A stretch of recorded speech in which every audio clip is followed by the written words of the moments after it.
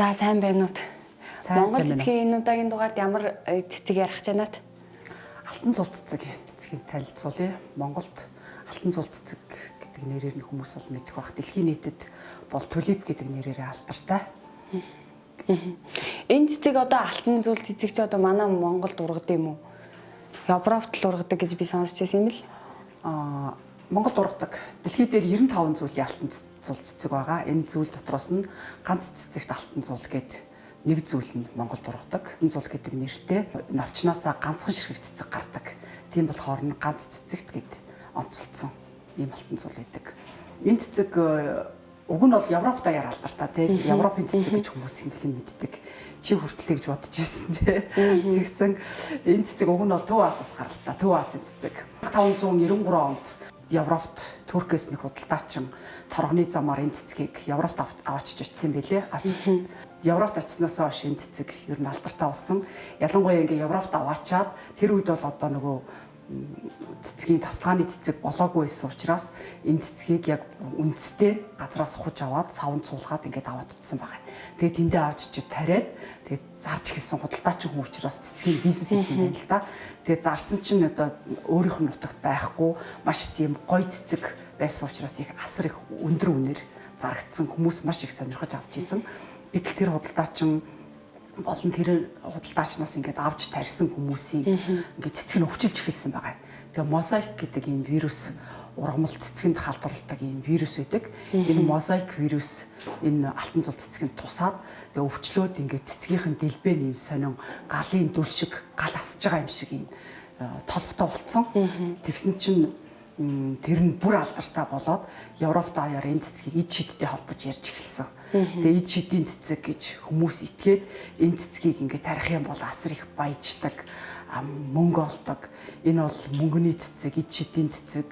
Энэ цэцгийг тариул бараг энэ худалдаж авч чадсан хүн бол насаар аялбаг дэлбэг сайхан амьдрна гэсэн тийм яриануд гараад энэ цэцгийн төлөө бүр ингээд хүмүүс мөнгөө хайрлахгүй бүр хүн хатан цуглуулж байгаад ингэж худалдаж авдаг болсон. Тэгээд 1634-өөс 37 оны хооронд нэг 4-5 жилийн хугацаанд бол бүр хамгийн оргил үедээ хүрсэн байгаа. Энэ цэцгийн нэр алдарч хүртэл Европ даяар оргилдоо хүрээд дээрээс нь үнэн ч гэсэн бүр тэнгэрт хатаад одоо бол Монголд нэг боломжийн айтайхан хаус ямар үнэтэй байгаа л үдээ. Тухайн үед яг тийм байшингийн үнээр зарагдчихсэн гэж байгаа байхгүй юу? Гэхдээ тэгэхээр нэлээд үнэтэй зарагдсан юм тийм. Асар үнэтэй ганцхан ширхэг цэцэг нэг байшингийн үнээр аавна гэдэг чи одоо юу гэсэн үг вэ те? Амар үнэтэй байгаа цэцэг. Одоо манай чинь тэгээд 99 сарна улаан сарна гэж үнэтэй зарагддээ штэ. Тэнтэй адилах юм шүү те. Тийм тэр чи одоо 99 сарнаа хэдэн ч сарнаа одоо боож боглоод хаусны үн хүрэхгүй үсттэй. Тэгэхэд энэ бол ганцхан ширхэг ингээд хаусны үн хүрж исэн юм бүр алдартай цэцэг. Одоо бол ингээд Европ даяараа ингээд нэр алдаагүй бүр ингээд зарим улсынх нь үндэсний бахархал цэцэг болцсон байдаг. Энэ цэцгийг Европынхан ингээд алдаршуулсан болохоор ингээд хүмүүс Азийнхан тэр тусмаа монголчууд хүртэл ингээд Азийн цэцэг гэдгийг мэддэггүй Европын цэцэг гэж ойлгоод идэг. Одоо бол Европ даяар алтан зул цэцгийн бүр тариалангийн асар том талбаанууд байгаа. Өнгөөр нь ингээд гаргаад авцсан байгаль дээрээ огт байдаггүй юм өнгүүдийг хүртэл бий болгоод маш олон сортыг бий болгоцсон. Тэгээ сортуудаа ингээд бэлэг дурсгалын зориултаар дэлхийд даяараа зардаг. Тариалангийн талбайд бүр ингээд хэрэг болгоод бизнес болгоод тариад зардаг юм. Энэ цэцгийг ингэж алдаршуулсан зүйл нь бол одоо тэр галын дүл тэгээ торгоны зам болж таарч байгаа. Дэлхийд даяар монголчуудын бий болгосон торгоны замаар энэ цэцэг Европт очсон байна гэсэн үг. Гэхдээ би тэгэхээр одоо ганц өнөөдөр л алтан зул цэцэг Монголд ургадаг гэдгийг сонсч байна л. Тэгээд энэ цэцэг ер нь Европын оронд л ургадаг, Европоос л алдартай гэж боддог байсан юм л. Тэгээд энэ цэцэг яг Монголын дэ хаана ургадаг та надад хэлээч. Монголд бол энэ цэцэг одоо нөгөө ханхын нурууны баян хайрхан бол Монгол халтаан нурууны мөнх хайрхан ууланд байгаа. Бас дээрэс нь Тэс голын сав газраас энэ цэцгийг олж үзэх боломжтой. Гэхдээ тэр одоо жишээ нь Тэс гол дээр яваад очлоо гэхэд голынхоо бүх дагууд нь байхгүй. Мөнх хайрхан ууланд яваад очлоо гэхэд мөнх хайрхан ууланд бас бүхэлд нь байхгүй. Баян хайрхан ууланд бас бүхэлд нь байхгүй. Ургадаг маш багахан талбайтай нэг юм эсэрхэг хайр гаргах газар ургадаг. Ийм гоё цэцэг мөртлөө нэг тийм ус шаарддаггүй. Бас дээрэс нь нэг тийм айхтар үржил шим шаардахгүй. Одоо нэг уулын хайр гаргахыг эсэрхэг хэсэг гэдэг чинь бас нэг тэр ургамал олон ургамал ургаад идэггүй бас нэг тийм үржил шимээр тачрах хэсэг шүү дээ. Яг тийм хэсэгт нь ургаж байна гэдэг чинь өөрөө энэ цэцгийн бас нэг гайхамшиг байгаа юм л да. Яагаад ингэж чадж байгаа вэ гэхээр энэ цэцэг өөрөө мөслөгөөс өмнө манай дэлхий дээр ургаж ирсэн. Одоо хамгийн сүүлчийн мөслөг гэж одоо 15 мянган жилийн өмнө дууссан. Тэгээд тэр мөслөг өөрөө 100 мянган жил үргэлжилсэн. Тэр айхтар 100 мянган жилийн турш үргэлжилсэн мөслөгт устдалгүй ингээд тисээд үлдээд тэгээ өнөөгийн бидэнд ирсэн гэдэг чинь маш их төсвөр хатуужилтаа болцсон гэсэн үг. Тэр их төсвөр хатуучлынхаа хүчээр одоо ийм өнөөдрийн юм үржил шим багтай ус нэг их байхгүй тийм газар ургаж чадж байгаамаа. Дээрээс нь бас ингээд огт өмнө нь ургаж байгаагүй Европт очоод Европын цаг агаар чи Азиас шал өөр штэ. Тийм газар очоод ингээд хүчлгүй тисэж үлдээд яг нэг өвчин туссан мозаик гэдэг ургамлын өвчин туссан. Гэхдээ өвхөлгүй ингээд ургаж тисэж үлдсэн гэдэг чинь өөрөө энэ мөслөгийг давж үлдсэн тэр их төсвөр хатуужилтаа болсных нь бас нэг давуу тал байгаа. Ингээд мөслөгийг давж үлдсэн ургамлууд бол Монголд бас дэлхийд даяар нэлээд байдаг л да. Тэр ургамлуудыг үлдэр ургамал гэдгийг. Одоо мөслөгийн үеэр бол дэлхийн ихэнх ургамлууд хүчгсэн, хүлдсэн. Тэгэхэд тэндээс ингээд давж үлдэж чадсан ургамлуудыг бүгдийг үлдэр ургамал гэж ерөнхийд нэрлэдэг. Тийм үлдэр ургамлууд Монголд бас нэг цөөхөн боловч байгаа. Тэрний нэг нь энэ алтан цул цэцэг. Надаа нэг зүйл сонирхолтой санагдаж байна л. Энэ манай тесмэс мөнх хайрхан гэхээр манай баруун амир ургад юм байна л тэр цэцэг. Тэгэхээр энэ хэдүүний үеэр ургадаг ямар хэдэн сард ургад юм те. Тэр мөр нь энэ цэцгийг одоо монголчууд хүртэл өөрөө хараагүй байгаа нь бас энэ ургаж байгаа хугацаатай холбоотой л доо. Одоо манайхны чинь аяллаа хугацаа 6 сар. Тэгэл ялангуяа наадмын үеэр бүгд дээр ээж тийш аялалд гардаг штэ. Гэтэл энэ цэцэг өөрөө яг 5 дугаар сар дөнгөж гараад эхлэнгууд цэцгэлж эхэлдэг. Өөрөө ургадаг. Тэгээд 7 хоног цэцгэлдэг. 7 хоног ердөө цэцэг нь гараад хагдарчна. Цөөхөн байдаг. Дээрээс нь энэ цэцэг өөрөө маш цөөхөн газар ургадаг учраас улаан наманд орцсон. Хүмүүс бас ингэ таслаад ээж болохгүй. Баруун аймгийнхан бол ялангуяа усынхан бол жанжолоо гэж нэрлэдэг. Алтан цул гэхээр бол мэдхгүй. Жанжолоо гэхээр мэддэг. Жанжолоогоо бүгдээрээ хавар ургахаар нь одоо нэг үндсээр ухаж идээд тэгсээр хагаад ер нь ховордсон л доо. Бүр одоо ургаж байгаа газартай байхгүй болчиход байгаа. Ер нь ургахаа баг байж байгаа шахуу. Тэг ингээ мөслөгийг тисээд үлдсэн ийм гайхамшигтай төсвөртэй төвчээртэй цэцгийг хүн өөр устгаад байна л гэсэн үг. Бид нар устгах гад. Тэгээд тэр жанжалаа гэдэг цэцгийг нь яагаад иддэм бол эвийн ургамал те ангаах идтэй болов? Энэ Монголд ургадаг ганц зүйл нь болохоор хүнсэнд хэрглэж болдог, идэж болдог. Дотор нь байгаа химийн бодисууд дотор нэг юм хортой бодис байхгүй шахам. Тийм болохоор хүмүүс дээр үесээ ингээ булцууг нь иддэг. Ихэнх ургамлууд ингээд ийм салаалцсан үндэстэй байдаг штэ. Тэгэхэд энэ цэцэг болохоор ийм булцсан үндэстэй. Одоо нөгөө бидний аягүй сайн мэддэг улаан төмс, цагаан төмс гэдээ ярьдаг штэ. Намхан сараан гэдэг цэцгийн үндэс нь тэр цагаан төмс аахгүй. Яг тэрнтэй адилхан тийм бор үнгийн төмстэй. Тэр булцуунаас нь болоод хүмүүс тэрийг ухаж аваад идчихдэг юм. Тэгээ ингээд идсээр хагаад ховордуулсан 95 зүйл дотроо бол ингээд хүсэнд хэрглэж болдог иддэг зүйл нь байхад огт идэж болохгүй тийм хортой идэх юм бол хүнийг хордуулдаг, бүр харшлын шоконд оруулдаг, амьсгалын боодог ийм хортой цэцгүүд хүртэл энэ алтан цул цэцгийн дотор ийм зүйлүүд нь байгаа. Гэхдээ азар Монголд ургадаг юм бол тийм биш. Гэхдээ тэглээгээд энийг бол дээр үесээ ингээд ховор болохоор нь эмчилгээнд ч юм уу ямар нэг хүнсний зорилтоор тийм өргөн хэрэгжилж байгаагүй. Ягаад гэвэл монголчууд бас ингээд хэлтгэлтэй амьтай бүхэн сүнстэй, амьгүй бүхэн эзэнтэй гэж хэлдэг. Тэгэхээр энэ ургамлуудыг ингээд улаан номонд орчихсон маш ховор ургамлуудыг тасалж авч байгаа, тэрийг сүйтгэж байгаа хүмүүсийн эргээд нөгөө ирэх хариуцлага үүлийн үрийн нэхлэн хатуу. Одоо байгаль их өөрөө ховордож байгаа зүйлэнтэй маш их хайртай. Тэр хавийнх нь газар нутгийнх нь уул усны эзэд нь улс савдгууд нь энд цэцгнүүдээ ийм ховор ургамлуудаа маш онцгойлон анхаарч харж хандж идэг. Гэтэл харсаар идэл нүдэн дээр нь тэр хайртай цэцгийг тасалж аваад идчихээр маш их хилгэмж таарна. Одоо бидний ч гэсэн одоо хайртай цэцгийг би одоо цэцгэнд өөр амар хайртай. Тийм болохоор би өөрөө зураг авахдаа ямар нэгэн цэцэг ургамлыг харахтаа хизээч тасалдаггүй. Үндс мүдсийг ухаж үздэггүй. Зүгээр ийм үндэстэй гэдгийг шинжлэх ухааны судалгаа бэлэн ингээд судлаачид тогтооцсон байхад тэрийг мэдээл тийм бид юм байна л гэж мэдж авсан болохоос яг үндсийг би өөрөө ухаж үздэггүй газар дээр байгаа зүйлүүдийг хараад тэрийнхаа одоо зургийг аваад тэрийг хараад баясаад явдаг.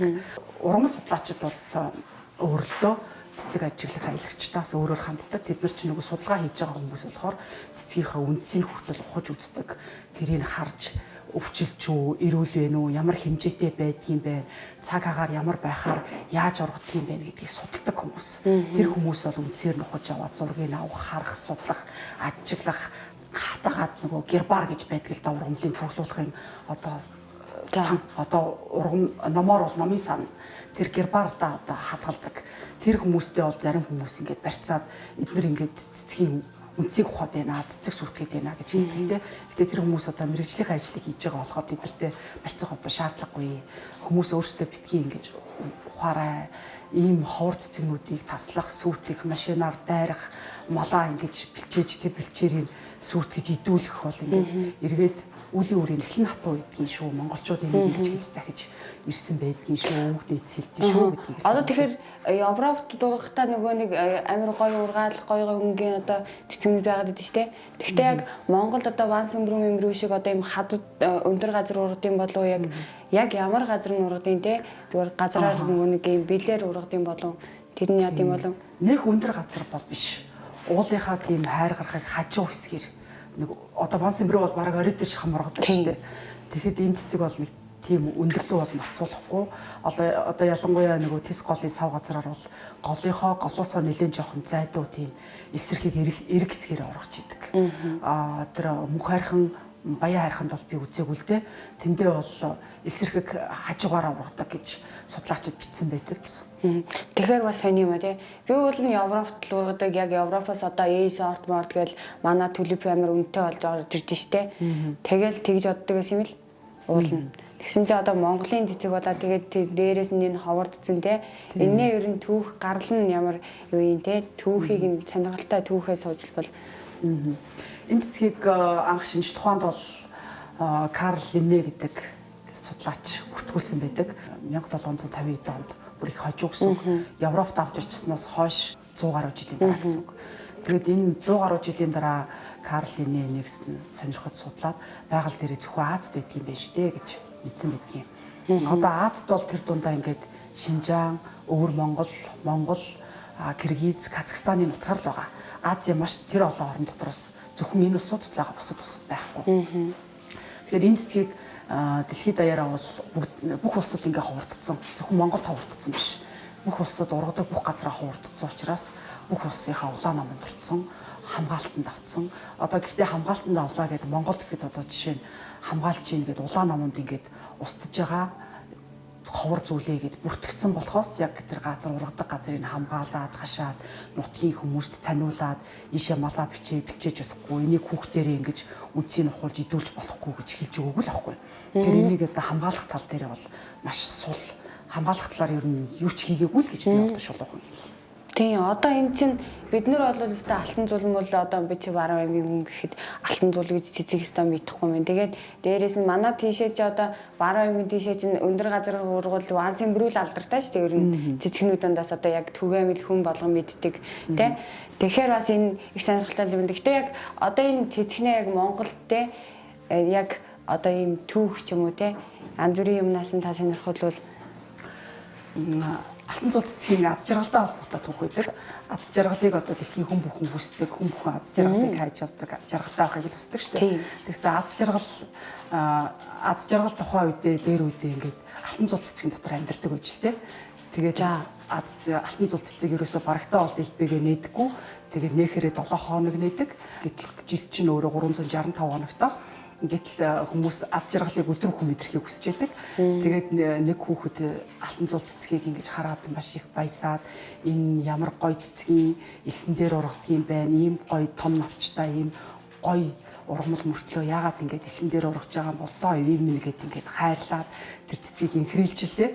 Тэгсэн чинь Азад нь алтан цул цэцэг дэлбэгээ нээгээд аз жаргал тэндээс гараад ингээ хүүхдээр дамжаад хүмүүст төгсөө гэд ийм домог байдаг. Тэгэхээр аз жаргал өөрөө алтан цул цэцгийн дотор амьдардаг. Алтан цул цэцгийг олж харсан хүн, тэрийг гэртээ тарьж ургуулж чадсан хүн аз жаргалтай болтгоо гэж ийм домог өгд юм аа. За. Тэгэхээр алтан цул цэцгийг одоо бид нар чинь элстэй одоо 5 сарын эхээр ч юм уу те жоохон элсэрхийг газраа харах юм байна те. Тийм. Яг хоо алтан цул цэцгийг хараагийн үйл яг цэцэг ажиглах аялал гэдэг зүйл хийх болж байна л да.